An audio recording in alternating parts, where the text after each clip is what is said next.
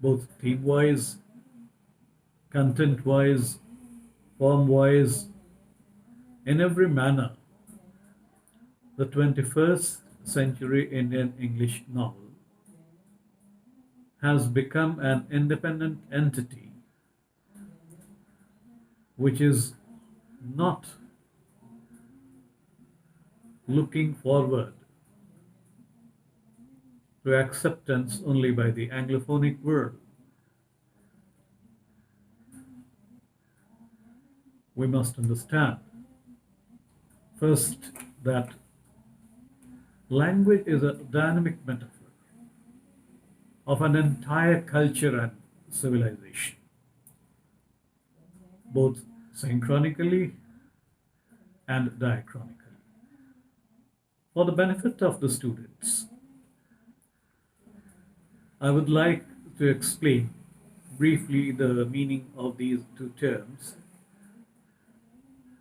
Synchronic means at any given point of time, usually represent, like if I compare two novels written in the year 2020, we may call it a synchronic comparison. Diachronic roughly would mean at two different points of time, especially in the context of the history of a certain language. For instance, once again, if I compare a novel of 1935 with a novel that has been written in the year 2020 in terms of language, we can say that linguistically it is a diachronic comparison. Obviously, the language of the Indian English novel also reflects the attitudinal changes that the rhetoric of the English language has undergone subconsciously and consciously down the years in India.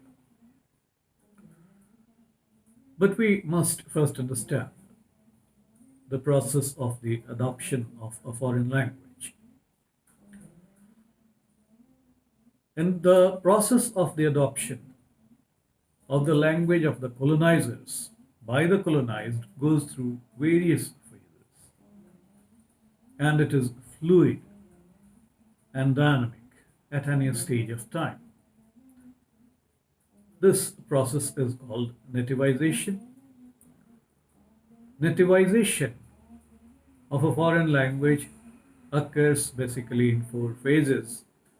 The first phase sees the bringing of a new language by the colonizers. In case of India,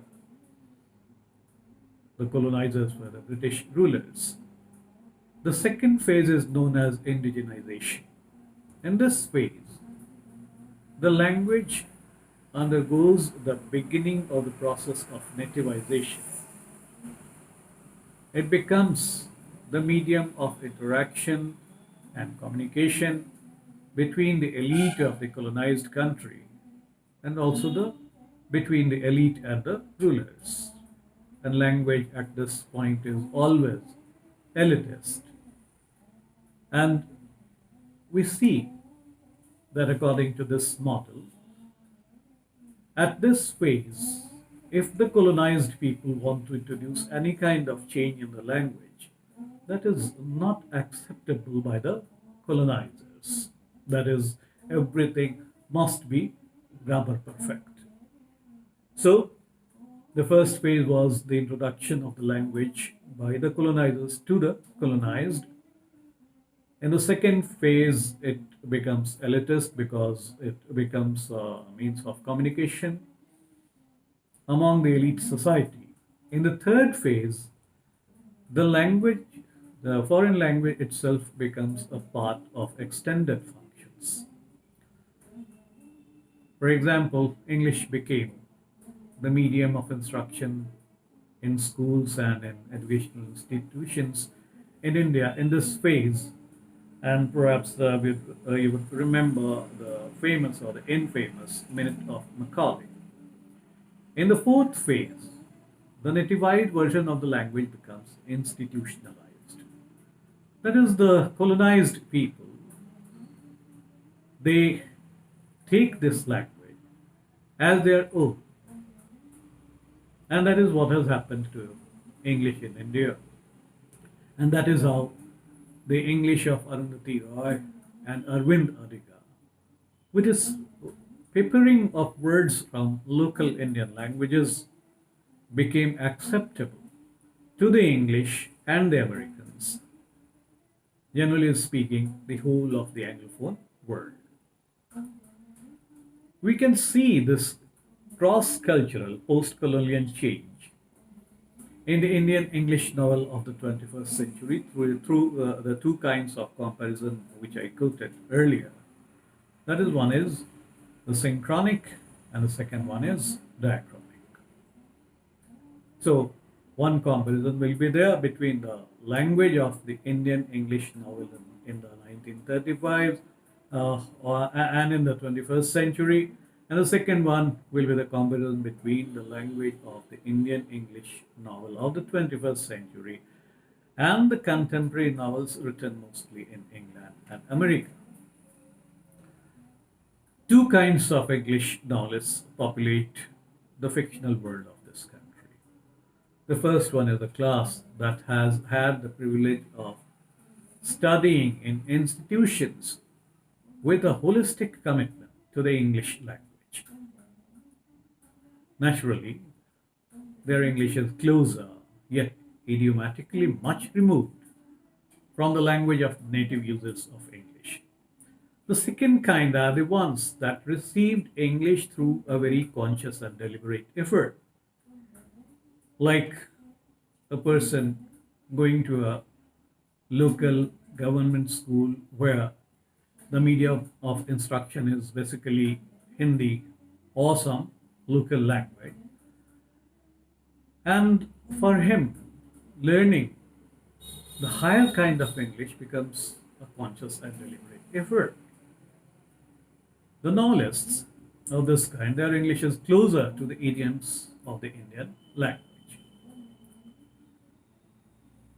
Let us take up first a comparison between the language of the Indian English novel in its initial phase, let us say the three columns of the Indian English novel when they were there around the 1930s, although I must admit that it is a kind of generalization because there are instances of the same author using different levels of English in his different creations. Still, it is a vital signpost of the changes that have occurred. And I will read out an excerpt from the canonical novel Untouchable. Please give me a moment. Yes. Here, these are the opening lines. The outcasts' colony was a group of mud walled houses that clustered together in two rows under the shadow both of the town and the cantonment, but outside their boundaries and separate from there. There lived the scavengers, the leather workers, the washermen, the barbers, the water carriers, the grass cutters, and other outcasts from Hindu society. These lines are from Untouchable, written in 1935.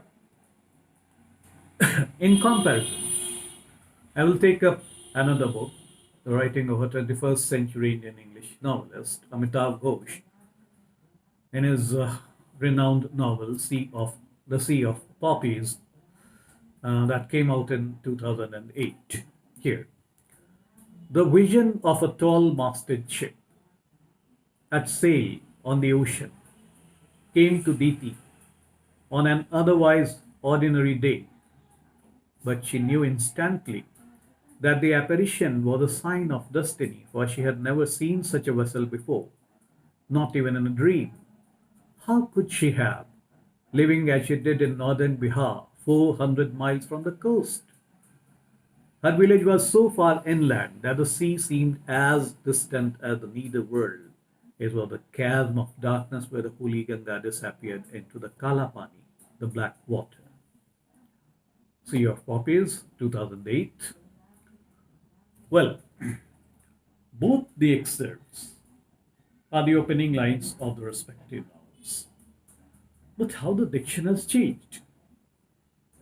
Anand's description is prim and objective, while Ghosh's is an exquisite example of an independent set of mind, not bound by the exactness and the primness of the early Indian English novelists or writers.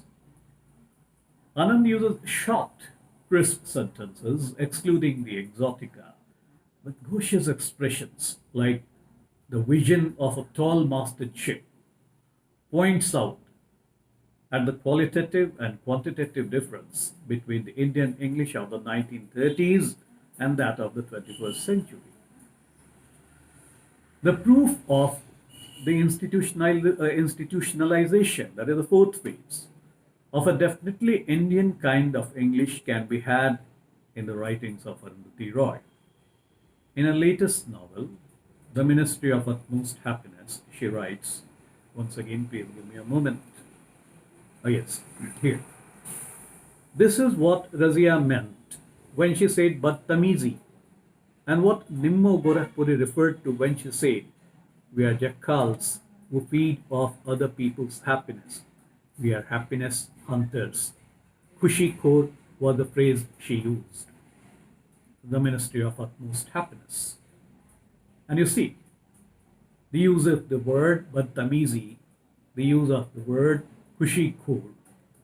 Let us say the frequent use of Urdu, Hindi, and words from other languages of India show the confidence that writers like Arundhati Roy have gained, twisting and molding the English language as per their literary fancy, as per an Indian's literary fancy. Sometimes we twist it much, much too far. And none questions it, because this kind of Indian English has been institutionalized. The wonderful thing is that in her first novel, that is The God of the Small Things, she writes from the perspective of a child, and therefore, like the boundless imagination of a child, her language also there becomes boundless. There are so many experiments in diction and language in that novel. And what is the most recent development? That earlier what happened that if a writer was using a word, an Indian word, then generally a glossary was supplied at the end of the novel or at the end of the work to explain the meaning of those words. But nowadays, the publishers do not ask for a glossary that would explain the meaning of these words to a native user of English, because Indian English now stands proudly on a very sound footing with a couple of Booker Prizes in the kitty, we know it. And how the UK English differs synchronically from Indian English can be seen through this example from A Horse Walks into a Bar by David Grossman, winner of the 2017 International Booker Prize. And here, yes, this is the book. He sighs, scrubs the sparse islands of hair on his temples. He senses, of course, that the whole show is starting to tilt again. He is out on a limb that is getting heavier than the whole tree. The crowd can feel it too. This book was published by Random House. These turns of phrases are usually absent in the present Indian English for the simple reason that the diction of a culture is dictated by its socio-linguistic customs and expressions. Hence, it can be said conclusively that Indian English has gone through the natural process of nativization, and its fruits are appearing prominently in the Indian English novel of the 21st century. The evidence is there in the works of both canonical and popular writers like Salman Rushdie or Anita Desai or Arvind Adiga, Upamanyu Chatterjee, and Chetan Bhagat, and Amish Tripathi and others. Thank you very much.